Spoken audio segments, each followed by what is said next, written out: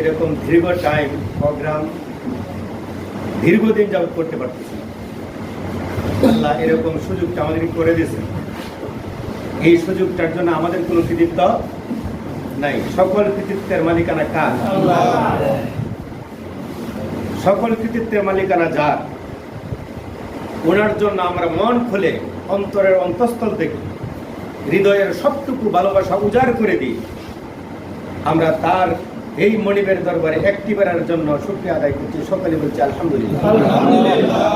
দুরূদ ও সালাম পেশ করছি বিশ্ব মানবতার মহান অগ্রদূত মুহাম্মদ সাল্লাল্লাহু আলাইহি ওয়াসাল্লাম, যার আনিত আদর্শ ওই মানবতার মুক্তির একমাত্র পাত্র। শাহাদাত কামনা করছি ওই সকল মর্দে মুজাহিদদের জন্য যাদের বুকের তপ্ত রক্ত ঢেলে দিয়ে এই বাংলার জমিনকে ইসলামের জন্য উর্বর করে রেখে গেছেন, এবং তাদের দায়িত্বটা আমাদের কাঁধের উপরে গিয়ে তারা আল্লাহর সান্নিধ্যে চলে গেছেন। আল্লাহ রাব্বুল আলামিনের কাছে দোয়া করি আল্লাহ যেন তাদেরকে জান্নাতুল ফেরদাউস নসিব করেন। সুস্থতা কামনা করছি ওই সকল বীরদের যারা এই পরিবেশটা করার জন্য চোখ হারিয়েছেন, হাত হারিয়েছেন, পঙ্গুত্ব বরণ করেছেন, এখনো হাসপাতালে যারা কাতরাচ্ছেন, তাদের জন্য আমরা প্রাণ করে দোয়া করছি আল্লাহ তাদেরকে উত্তম যাজা দান করুন। সম্মানিত ভাইয়েরা, আমার আলোচনার বিষয় সংগঠন সম্প্রসারণ এবং মজবুতীকরণ। এই বিষয়ে আমাদের করণীয়, এটা হলো আমার আলোচনার মূল বিষয়। এখন এই আলোচনার মধ্যে যাওয়ার আগে আমি আপনাদের কাছে কিছু প্রশ্ন করতে চাই। আলোচনা এই পর্যন্ত শুনতেছেন, কার কার হাতে কলম আছে, খাতা আছে, একটু দেখতে চাই। এই প্রোগ্রাম কলম এবং খাতা ছাড়া অমূল্য, মূল্যহীন। আপনারা এই পর্যন্ত প্রোগ্রাম করছেন, সবাইকে নোট করার জন্য বলছেন না?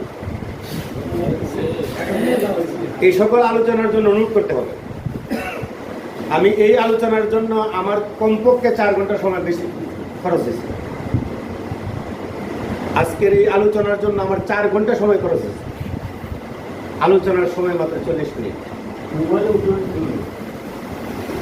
সব মোবাইলের উপর ডিপেন্ডেন্ট হয়ে না, সব মোবাইলের উপর ডিপেন্ডেন্ট হওয়া যাবে না। একজনের পিছনে একজন আজানের জব দিয়ে। আলোচনার বিষয় হচ্ছে, আমি মনে করি যে আপনারা আমার চেয়ে আপনাদের জ্ঞান অনেক বেশি। আপনারা যদি ধরে রাখতে পারেন আলহামদুলিল্লাহ, তবে উচিত ছিল আপনাদেরকে কলম এবং খাতা সাপ্লাই দেওয়া। এটা করবেন, পরবর্তী যে কোনো তরবিয়াতি প্রোগ্রামে খাতা এবং কলম সাপ্লাই দেবেন। সংগঠন থেকে শাখা থেকে সাপ্লাই দিবেন। এটা ডিএস প্রোগ্রামে, টিসি প্রোগ্রাম এগুলো দরকার। এখন আসেন, সর্বপ্রথম যেহেতু সংগঠন সম্প্রসারণ এবং মজবুতীকরণের জন্য আমাদের করণীয়, তাহলে আগে বুঝতে হবে আমাদের সংগঠনটা কি। সংগঠন একটা বাংলা শব্দ, এটার প্রতিশব্দ হচ্ছে সংঘবদ্ধ হওয়া, একত্রিত হওয়া, এরপরে দলভুক্ত হওয়া। এটা হলো বাংলা শব্দ, প্রতিশব্দ। আর এটার আরবি হচ্ছে তানজিম, ইংরেজি হচ্ছে অর্গানাইজেশন। আমি যিনি বলি, আমি কিন্তু এগুলি আবার প্রশ্ন করবো, আপনার উত্তর দেবেন। সংগঠনের বাংলা প্রতিশব্দ হচ্ছে, বলেন বলেন, সংঘবদ্ধকরণ, এরপরে দলবদ্ধকরণ, এরপরে একত্রিতকরণ। আরবি তানজিম, ইংরেজি অর্গানাইজেশন। কেউ কয় লাভ, কেউ কয় জিনিস কয়টা? একটাই। যে যে ভাষায় বুঝে তাকে সেই ভাষায় বুঝাতে হবে। কথা বুঝতে পারছেন কিনা? যে যে ভাষায় বুঝে তাকে সেই ভাষায় বোঝাতে হবে। এটা হলো শাব্দিক অর্থ। পারিভাষিক অর্থ যদি আপনি বলি, তাহলে এটাকে বলতে হবে যে কোনো একটা উদ্দেশ্যকে বাস্তবায়ন করার জন্য, যে কোনো একটা উদ্দেশ্যকে তার সাধিত করার জন্য, তার মৌলিক সাধন, তার চূড়ান্ত রূপ ধারণ করার জন্য সংঘবদ্ধভাবে একটা প্রচেষ্টার নাম হচ্ছে সংগঠন। আমি কি বুঝাতে পারছি? যে কোনো একটা উদ্দেশ্য লাগবে, যে কোনো একটা উদ্দেশ্যকে সফল করার জন্য, যে কোনো একটা উদ্দেশ্যকে সাধন করার জন্য, যে কোনো একটা উদ্দেশ্যকে তার চূড়ান্ত রূপ নেওয়ার জন্য, চূড়ান্ত পর্যায়ে পৌঁছানোর জন্য সংঘবদ্ধভাবে সকলে মিলে একসাথে প্রচেষ্টা করার নাম হচ্ছে সংগঠন। এ পর্যন্ত দুনিয়া সৃষ্টি হওয়ার পরে আজকে পর্যন্ত কোনো বিপ্লব, কোনো রিভলিউশন, কোনো আন্দোলন, কোনো একটা মুখ্য উদ্দেশ্য, কোনো সংগঠন ছাড়া এই পর্যন্ত চূড়ান্ত রূপ ধারণ করেছে এরকম একটা ইতিহাসও আপনারা দেখতে পারবেন না। রাসূল সাল্লাল্লাহু আলাইহি সাল্লামের নবুয়ত প্রাপ্তির আগে তিনি একটা সংগঠন কায়েম করেছিলেন। নাম কি? তিনি সংগঠনের মাধ্যমে তিনি মানুষকে ভালো করার জন্য চেষ্টা করেছেন। চেষ্টা করার পরে এরপরে তিনি পারতেছেন না, আল্লাহর কাছে দোয়া করছেন, আমি তো আর পারতেছি না। আল্লাহ উনাকে নবুয়তের মাধ্যমে সাহায্য করেছেন। সাহায্য করে উনি কি একা একা দাওয়াতি কাজ করেছেন? একা একা দাওয়াতি কাজ করেন নাই, বরং সবাইকে নিয়ে কি করছেন? দাওয়াতি কাজ করেছেন। সংঘবদ্ধভাবে তিনি চেষ্টা করেছেন, আল্লাহর কাছে সাহায্য চেয়েছেন, আল্লাহ উনাকে সাহায্য করেছেন।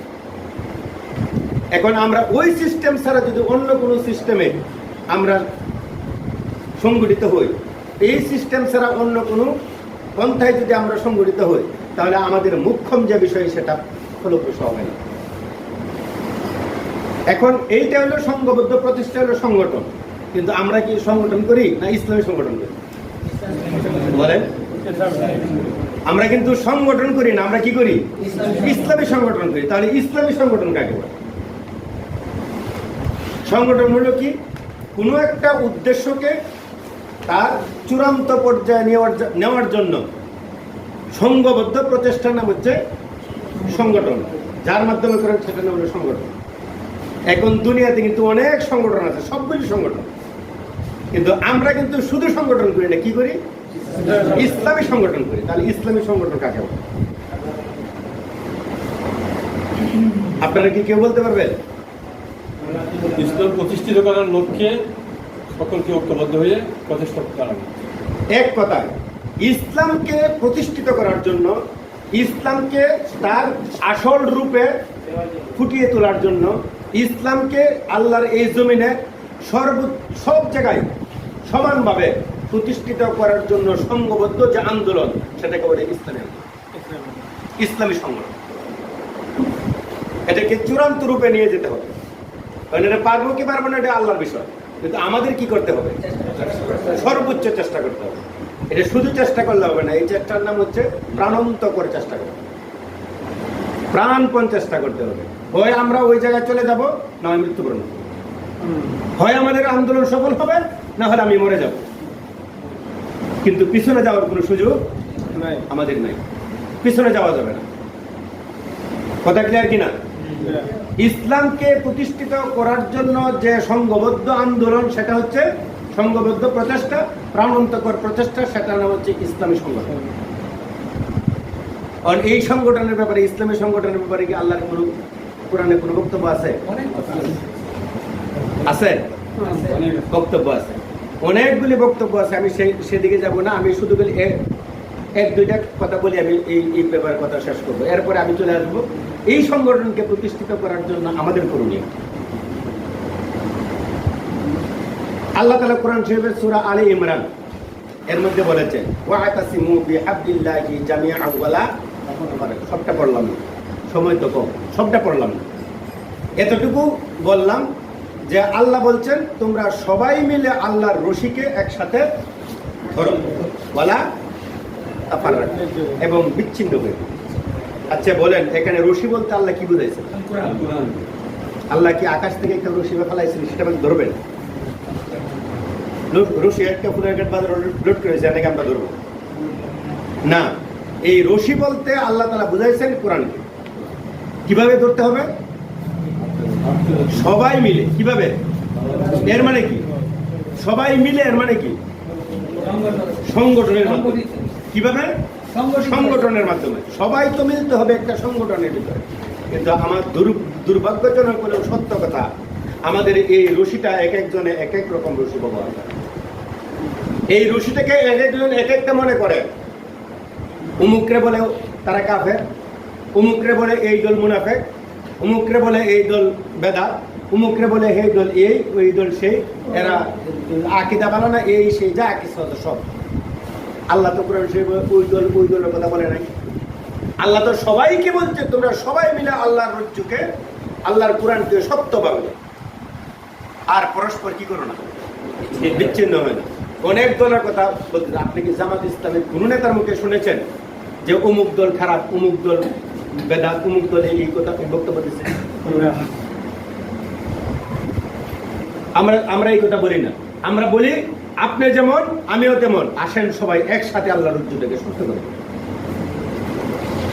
যদিও বর্তমান অবস্থার দৃষ্টিতে যেটা মনে হয় যে অনেক ইসলামী দল, অনেক ইসলামী সংগঠন এক হওয়ার জন্য একটা পরিবেশ সৃষ্টি হয়েছে, যারা এরকম কথাও বলছে যে আর যাই হোক শয়তানের সাথে যুদ্ধ হবে, কিন্তু জামাত ইসলামী আমরা নাম বলবো না, কিন্তু তারাই বলতেছে আমাদের সাথে কি করবে, সমস্যা নাই, আমরা তো ওয়েলকাম জানাই। আমিরে জামাত উনি বলেছেন, ওনাকে প্রশ্ন করা হয়েছিল যে আপনি কি তাদের সাথে জোট করবেন, আপনি কি ইসলামী আন্দোলনের সাথে জোট করবেন? তাহলে আমি জোট করবো না, আমি জোট করার জন্য কাঙ্গালের মতো হাত পাতে বসে আছি। আমি কাঙ্গালের মতন দুই হাত পেতে বসে আছি যে সব ইসলামী দল একসাথে এক প্ল্যাটফর্মে হবে। তাহলে এই হলো সংগঠন। এই সংগঠনকে প্রতিষ্ঠিত করতে হবে কিসের জন্য?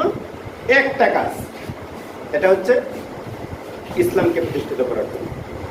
আল্লাহ রাসূল সাল্লাল্লাহু আলাইহি ওয়াসাল্লাম এই ব্যাপারে কোনো হাদিস বলে নাই। কোরআনের একটা দলিল আমরা শুনলাম, আল্লাহ রাসূলের কোনো হাদিস নাই। আল্লাহ রাসূল সাল্লাল্লাহু আলাইহি ওয়াসাল্লাম কি হাদিস বলেছেন? আল্লাহ রাসূল সাল্লাল্লাহু আলাইহি ওয়াসাল্লাম বলেছেন, হারিস আশআরি রাদিয়াল্লাহু তাআলা আনহু তিনি থেকে একটা হাদিস বর্ণনা করেছেন, আমি হাদিসটা আপনাদের সামনে পড়তেছি। তিনি বলেন, রাসূল সাল্লাল্লাহু আলাইহি ওয়াসাল্লাম বলেছেন, আমি তোমাদেরকে 5টি কাজের নির্দেশ দিচ্ছি, যে 5টি কাজের নির্দেশ আল্লাহ আমাকে দিয়েছেন। কে বলতেছেন? রাসূল সাল্লাল্লাহু আলাইহি ওয়াসাল্লাম। রাসূল সাল্লাল্লাহু আলাইহি ওয়াসাল্লাম বলছেন যে আমাকে আল্লাহ রাব্বুল আলামিন 5টি কাজের নির্দেশ দিচ্ছেন, সেই 5টি কাজের নির্দেশ আমি তোমাদেরকে দিচ্ছি। নাম্বার 1, জামাতবদ্ধ হবে। কি হবে? এর মানে কি? এর মানে কি? সংগঠনের অন্তর্ভুক্ত হবে, একত্রিত হবে। একত্রিত তো সংগঠন হবে না, একত্রিত হওয়া যাবে না সংগঠন, জামাতবদ্ধ হবে। 2 নাম্বার, নেতার আদেশ মনোযোগ দিয়ে শুনবে। নেতার আদেশ কি করতে হবে? মনোযোগ দিয়ে শুনতে হবে। এই নেতা কোন নেতা? সব নেতা? এই নেতা কিন্তু সব নেতা না। কুল আতিউল্লাহ আতিউর রাসূল ওয়া উলিল আমরি মিনকুম। আল্লাহ এবং আল্লাহ রাসূলের আনুগত্য এটা শর্তহীন। এটা কি? শর্তহীন। কোনো শর্ত দেওয়া যাবে না, কোনো যুক্তি দেওয়া যাবে না। আল্লাহকে আনুগত্য করতে হবে, রাসূলকে আনুগত্য করতে হবে, এটার কোনো শর্ত নাই। কিন্তু ওয়া উলিল আমরি মিনকুমের মধ্যে কি আছে? শর্ত আছে। কি শর্ত? ওই নেতার আনুগত্য ততক্ষণ করবেন যতক্ষণ নেতা আল্লাহ এবং আল্লাহ রাসূলের আনুগত্য করে। আর ওই নেতার আনুগত্য না করে ওই নেতার বিরোধিতা করবেন যখনই কোনো নেতা আল্লাহ এবং আল্লাহ রাসূলের বিরোধিতা করে। আমাদের দেশে অনেক নেতা আছে যারা নিজেরাই বলে শরীয়ত নাকি তারা এলাও করে। আমাদের দেশে অনেক নেতা আছে তারা ইসলামী আইনকে বিশ্বাস করে।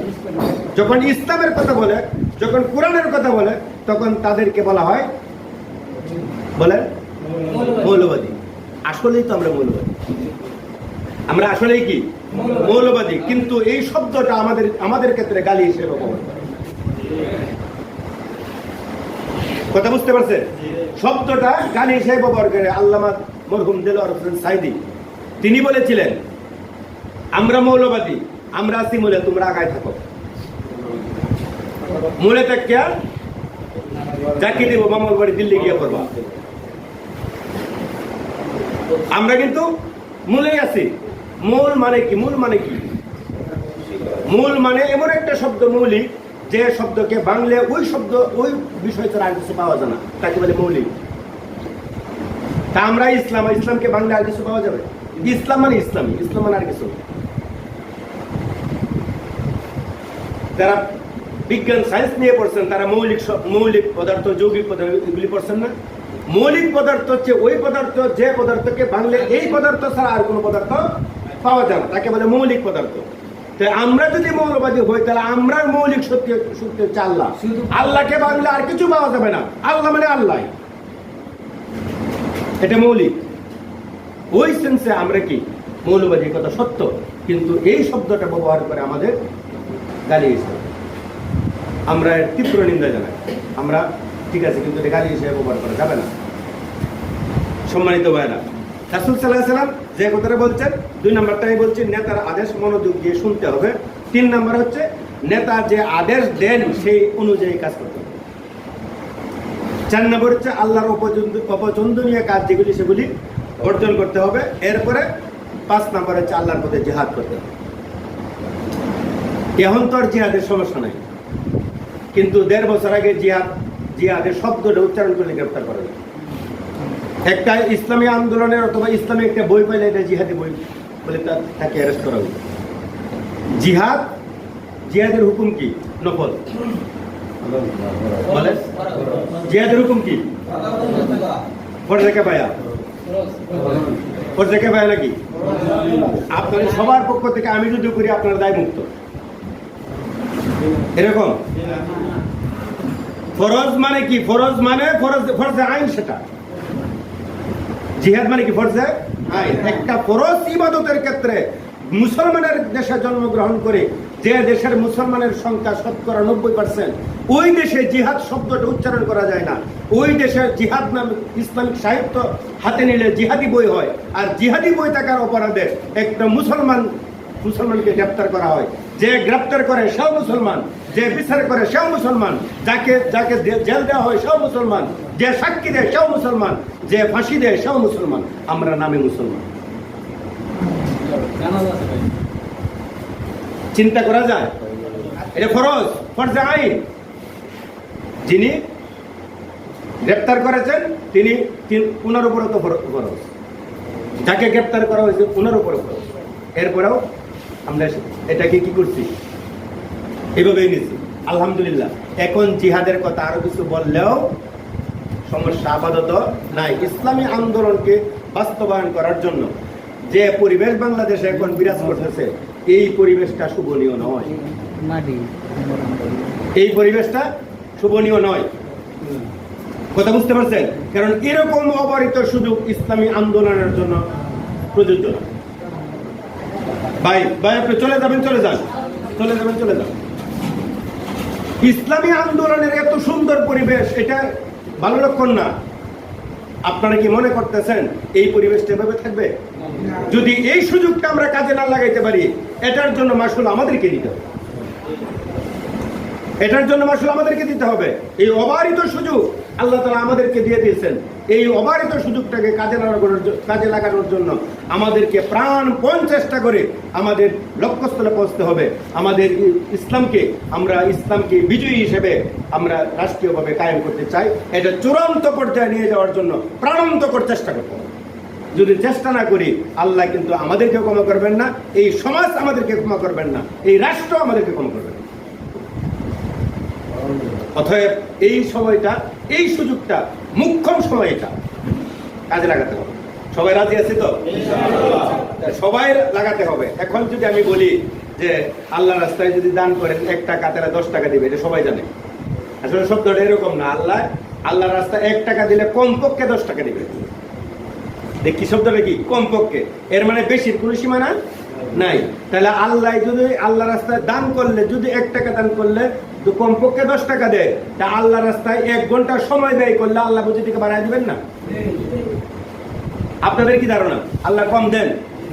আল্লাহ কম দেওয়ার পক্ষে না। আল্লাহ বান্দাকে কোনো সময় কম দেয় না, বরং আল্লাহ বান্দাকে অনেক পরিমাণ বাড়ায় দেয়।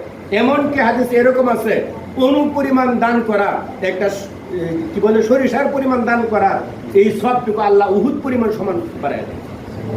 তাহলে আল্লাহর দেওয়ার সময়, আল্লাহর দেওয়া অর্থ, আল্লাহর দেওয়া মাল, আল্লাহর দেওয়া জান খরচ করবো কার জন্য? অবশ্যই আল্লাহর জন্য। এই সংগঠনকে প্রতিষ্ঠিত করার জন্য, ইসলামকে প্রতিষ্ঠিত করার জন্য জামাত ইসলামী একটা মডেল মাত্র, একটা নাম মাত্র, আর কিচ্ছু না। জামাত ইসলামী করা কোনো মানুষের উপর ফরজ না, জামাত ইসলামী করা কোনো মানুষের উপর ওয়াজিব না, জামাত ইসলামী করা কোনো মানুষের উপর নফল মুস্তাহাব কিচ্ছু না। কিন্তু ইসলাম প্রতিষ্ঠিত করা প্রত্যেকটা মানুষের উপর ফরজ আইন, এবং এই আইনটা প্রতিষ্ঠিত করার জন্য জামাত ইসলামীকে আমরা সংগঠন হিসেবে একটা ধরে রাখছি, আর কিচ্ছু না। আজকে যদি অন্য কোনো সংগঠনের মাধ্যমে ইসলাম প্রতিষ্ঠিত হয়, আমরা আগামীকালকে ওই সংগঠনে যাবো। কোন সমস্যা? কথা বুঝতে পারছেন? এখন আসেন সংগঠনে, এই সংগঠনকে প্রতিষ্ঠিত করা, এই সংগঠনের মাধ্যমে ইসলামকে প্রতিষ্ঠিত করার জন্য আমাদের করণীয় আমরা কি করব? এখানে যারা আছেন সবাই তো দায়িত্বশীল, সবাই দায়িত্বশীল না? এখানে তো সবাই দায়িত্বশীল, পাটোয়াবাঙ্গা ইউনিয়নের দায়িত্বশীল না? সবাই দায়িত্বশীল। এই দায়িত্বশীল হিসেবে আপনার ভূমিকা কি হবে? আমার শেষ কথা, এই ভূমিকাটা বলেই আমি আমার শেষ করব কথা। আমাদের ভূমিকা হবে সর্বপ্রথম আমাদের সৎ নেতৃত্ব, যোগ্যতম নেতৃত্ব করে দিতে হবে। 1 নম্বর, এগুলি লেখে রাখার দরকার ছিল আমার। সবার আগে কি? সৎ নেতৃত্ব এবং যোগ্য নেতৃত্ব গড়ে তুলতে হবে। 1 নম্বর, সৎ নেতৃত্ব। এর মানে কি? নেতা কিন্তু সবাই, নেতা অনেক দলেরই আছে। চান্দাবাদী নেতাও আছে, ধান্দাবাদী নেতাও আছে, বালুরঘাট দখল করে নেতা আছে, দরবারে আমাদের টাকা খেয়ে দরবারে রায় আরেকদিকে দিয়ে দেয়, এরকম নেতা আছে। এই নেতার কথা বলি নাই আমরা, বলতেছি সৎ নেতৃত্ব, যে নেতৃত্ব মানুষের উপকারে আসবে, যে নেতৃত্ব ইসলামকে প্রতিষ্ঠিত করার জন্য সহায়ক হবে।